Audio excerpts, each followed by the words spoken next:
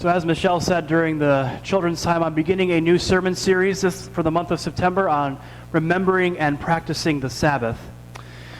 We live in a busy and a chaotic world. We're always on the go, it seems, and the idea of a Sabbath may begin to sort of feel like a joke. Who has time for rest? Who has time to slow down and take a break? But the Sabbath is more than simply a pause in our regular routines and in our busy schedules. But it is a gift from God meant for our flourishing. It is a time for rest, true rest, not just a pause or a day off. It's a day for joy and for play. It's a day where we seek out justice and wholeness for our world. As we start exploring the Sabbath this morning, I have to make a confession. I am not always that good at practicing the Sabbath. As much as I try to take one 24-hour day for a Sabbath, I often sneak in moments for work or for chores. There's just so much that has to be done. When I take a Sabbath, it's often more of a pause rather than an actual day for rest, play, and justice. And so I have this desire to create more intentional Sabbath practices for my own life. They say that the preacher is often preaching to themselves, and I find that that will be especially true in the coming weeks. But I've also felt the need to preach about the Sabbath because I've observed exhaustion and weariness among all of us.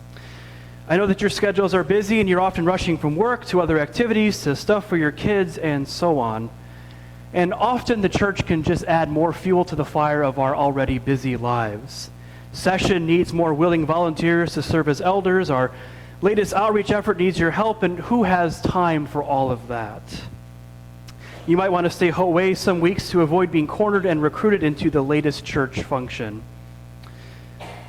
This place sometimes becomes not a place of spirituality, but a burden and a chore in our already overscheduled and overstuffed lives. So I want you to know that I see that and I understand. And it's my sincere hope that we can learn about practicing the Sabbath together to find true rest, to experience joy, and to find it life-giving as we turn towards our neighbors who are in need. So this morning we begin by looking at the Sabbath as a commandment. We turn to Deuteronomy 5, verses 12 through 15. If you'd like to follow along with me, you can find it in the Old Testament section of your blue pew Bibles on page 162.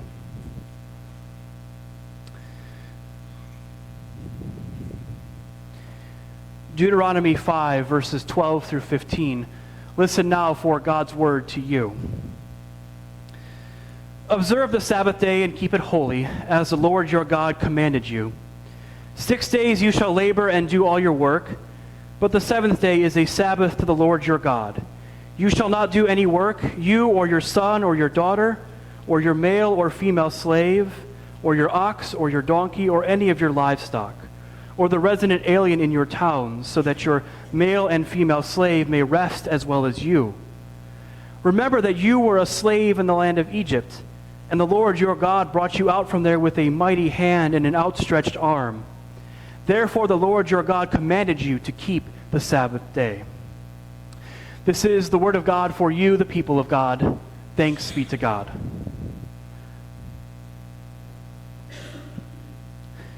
There are two places in the Old Testament where you can find the Ten Commandments. The first is in the book of Exodus as we follow the Israelites out of Egypt and through their wilderness wandering.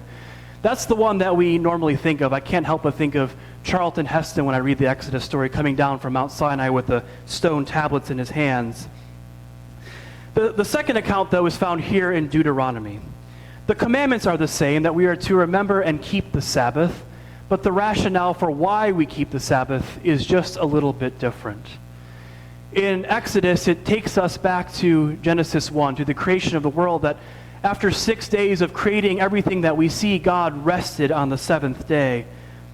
So the Sabbath is entering into that divine rhythm of creation and rest. But here in Deuteronomy, the reason for observing the Sabbath is because the people of God had once been slaves in Egypt. The Israelites, that is the descendants of Abraham and Sarah, Isaac and Rebekah, Jacob, Leah and Rachel, the heirs of God's promises, ended up in Egypt because of a crisis. Jacob's son Joseph, the one with the Technicolor dream coat, was sold into slavery by his brothers. They were jealous of him, so they sold him into slavery in Egypt. And over time, Joseph rises in ranks because of his ability to interpret dreams. The most important one being that of Pharaoh, who sees a famine coming, 7 years of plenty followed by 7 years of famine. And so Joseph becomes second in command, second only to Pharaoh. And under his leadership, they build storehouses that store grain enough to have food during that 7-year famine. Eventually, Joseph's family makes it to Egypt. There's this great moment of reconciliation, but they stay in Egypt after Joseph dies. They are not citizens, they are not from there, but they are foreigners living in a strange land.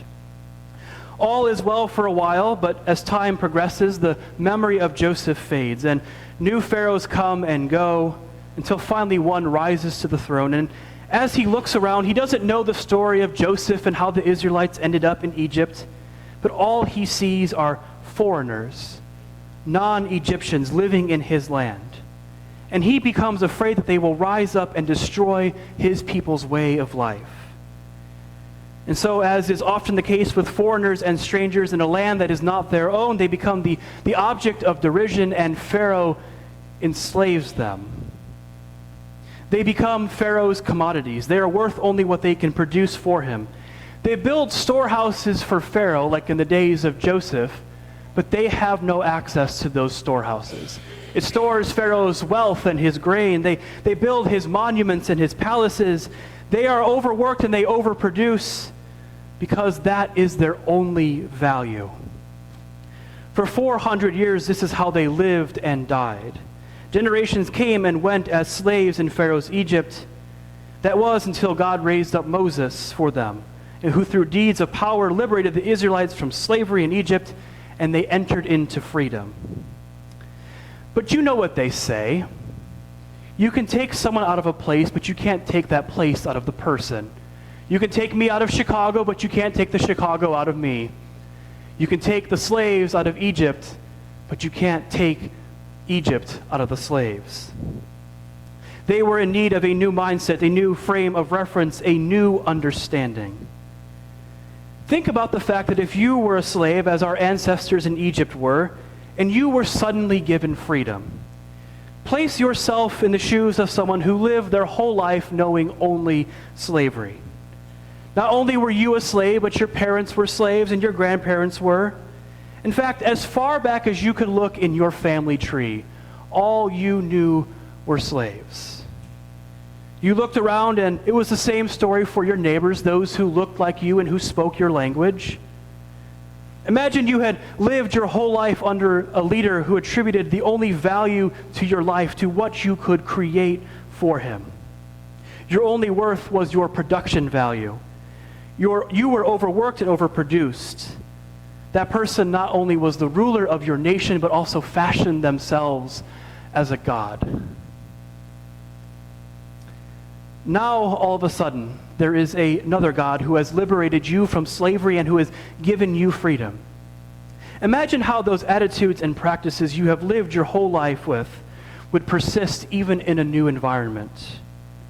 You had heard about this God in the stories passed down from your family about how God created the world with loving hands, made promises to you and to your people. Now, following this God from slavery into freedom, you might begin to wonder, what were you worth to this God? Was it going to be like Egypt, where you were only worth what you could produce?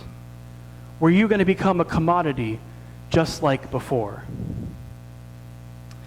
But what Moses brings down from Mount Sinai is a list of commandments from God about serving and loving God alone and how to love and care for your neighbors.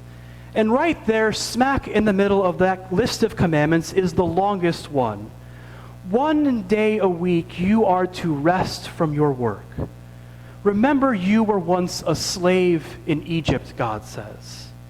You were worth only what you could do, but now that is not the way it's going to be, because you are loved by God. Your identity is not found in your market value. You are no longer a slave in Egypt, but you are a beloved child of God. It's the first Labor Day in history, but it doesn't come just once a year, but it comes once a week. Once a week, you and I are commanded to stop, to rest, to stop working and producing. It's easy for us to forget that this is a commandment. I mean, we get the other ones, right? There are no other gods before me. Don't make idols out of the stuff from creation. Don't cheat on your spouse. Don't steal. Don't kill. We get all of those, right? In fact, we're really good at enforcing most of the other 9 commandments. The church helps make sure that we are worshiping God alone. If I brought in a wooden idol and said, "This is now your God," COM would be here so fast, and the PNC would be starting up again. Out there in the world, if you cheat on your spouse, you're probably going to not have a continuation of that relationship. If you murder someone or you steal from someone, you'll likely end up in prison. There are ways of enforcing most of the other 9 commandments. But the Sabbath, the day of rest, there's really no way to enforce that, at least not anymore with the days of blue laws long behind us. In fact, the Sabbath is the only commandment we love to brag about breaking. Think of the things we say. "I am so busy, I don't have time for the Sabbath." What's one of the first things you say when someone says, "How are you?" "I'm so busy." When I was in seminary, we called it being self-righteously busy. Heather and I used to be able to keep 2 separate calendars, but now that we're parents, it's just not functional for us anymore. And so back in June, we made a Google Calendar that we both have access to, that we can see both of our events and all the things that we have to take Axel to. And as I look at that calendar, I get this sort of sick satisfaction when we have days that are overscheduled and overbooked. And when there's nothing on the calendar, I start to feel like I'm doing something wrong. We love to brag about breaking the Sabbath, don't we? But the Sabbath is not a suggestion from God. It is a commandment. And as a commandment, God takes it as seriously as serving God alone, as not murdering your neighbor, as not cheating on your spouse. The Sabbath is a commandment, and it is essential to our lives. I echo the words of Walter Brueggemann, who says, "The Sabbath commandment is the most difficult and the most urgent of our time." Because the mentality and the understanding of Egypt is not that far from us, is it? We live in a society that tends to view one another as commodities. Everyone has market value. We are assigned worth based on our production and our work. Think about one of the most common questions we are asked, or we ask someone else when we meet them for the first time. What do you do for a living? And this has a profound impact on our spiritual lives. If we believe our worth is tied up in the production of goods and services and creating capital and wealth, how does that shape our thinking about God? How easy is it to begin to view God not as the God of liberation and freedom, but as the God of enslavement? How easy do we begin to think of God not as gracious towards us, but as one whose favor we must earn? How easy is it for us to view ourselves as insufficient rather than as the beloved children of God? God has commanded us to rest, to practice, and to observe the Sabbath. Being a new parent, I've learned a lot about what it means to care for another human being. One of the most difficult is trying to get Axel to go to sleep. He probably gets that one from me, so it's probably just my comeuppance.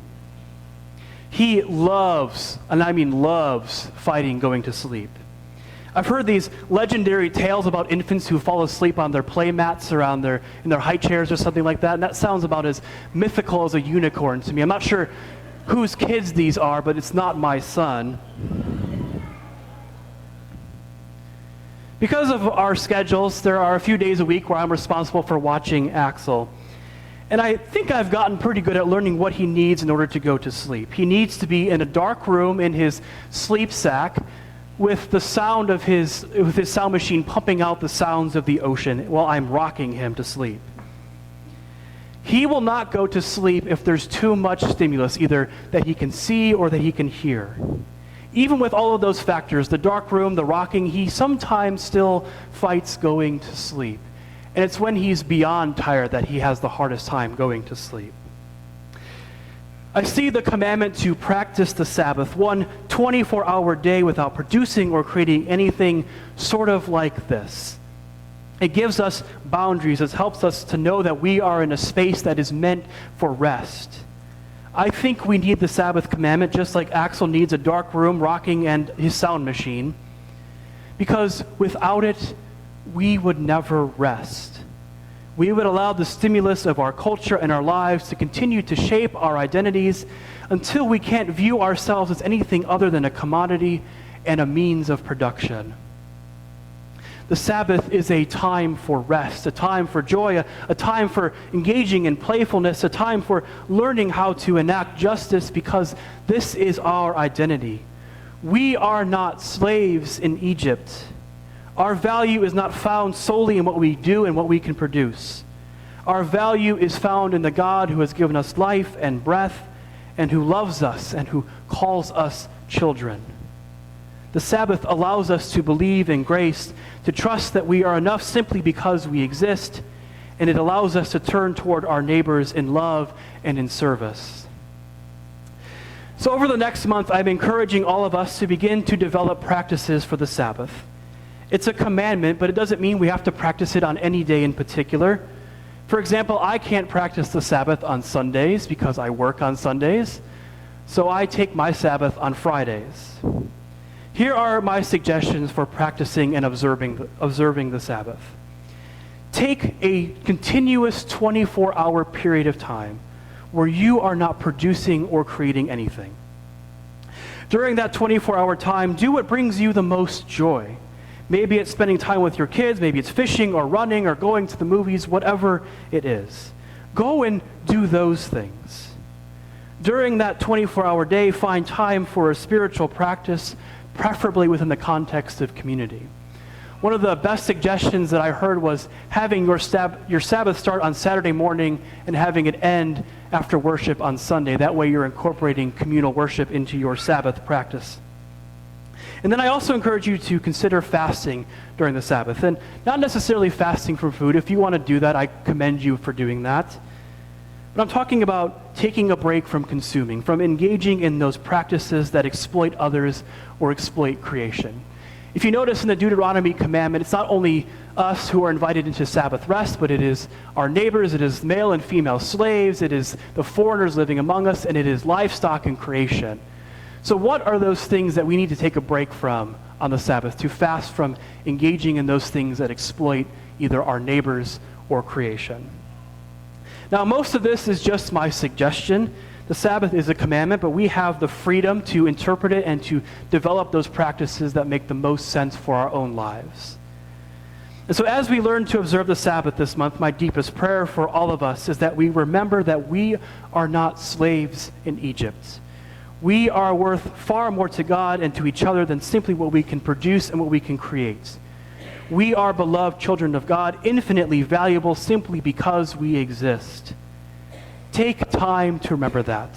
Take time to rest, to celebrate with great joy, and to enact justice as you practice the Sabbath in your own life. Blessings to all of us as we begin our Sabbath journey. Thanks be to God. Amen.